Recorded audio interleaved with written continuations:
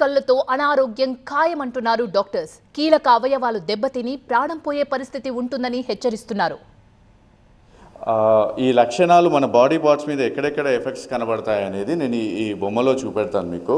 First and ఫార్మోస్ట్గా మనకి మేజర్గా effect కనబడేది ఈ యొక్క బ్రెయిన్ మీద.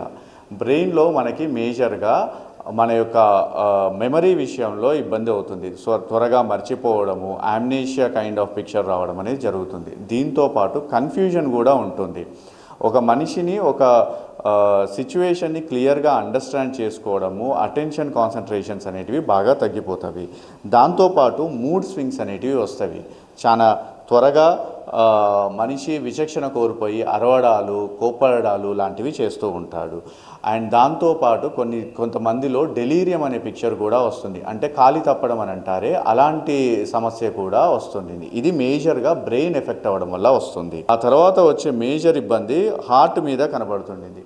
దీంట్లో హార్ట్ రేట్ వేరియబిలిటీ అనేది కనబడుతుంది. అంటే గుండె సరిగా కొట్టుకోకపోవడము, ఆ యొక్క రిథంలో తేడాలు రావడము, బీపీ బాగా ఎక్కువగా పెరగడము, ఒక్కొక్కసారి సడన్గా హార్ట్ స్ట్రోక్ వచ్చేసి మనుషులు చనిపోయే ప్రమాదం కూడా ఉంటుంది.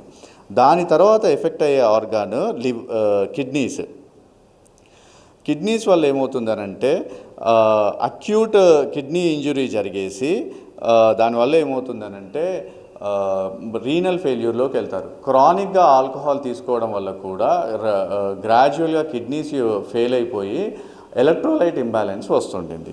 అండ్ మనందరికీ తెలిసిందే, the first and foremost organ A alcohol తీసుకున్నా, ఎటువంటి ఈ మత్తు పదార్థాలు తీసుకున్నా ఎఫెక్ట్ అయ్యేది లివర్ పూర్తిగా ఖరాబ్ అయిపోయి సిర్రోసిస్ వ్యాధి వచ్చేసి అసలు లివర్ పూర్తిగా పని చేయకుండా అవుతుంది.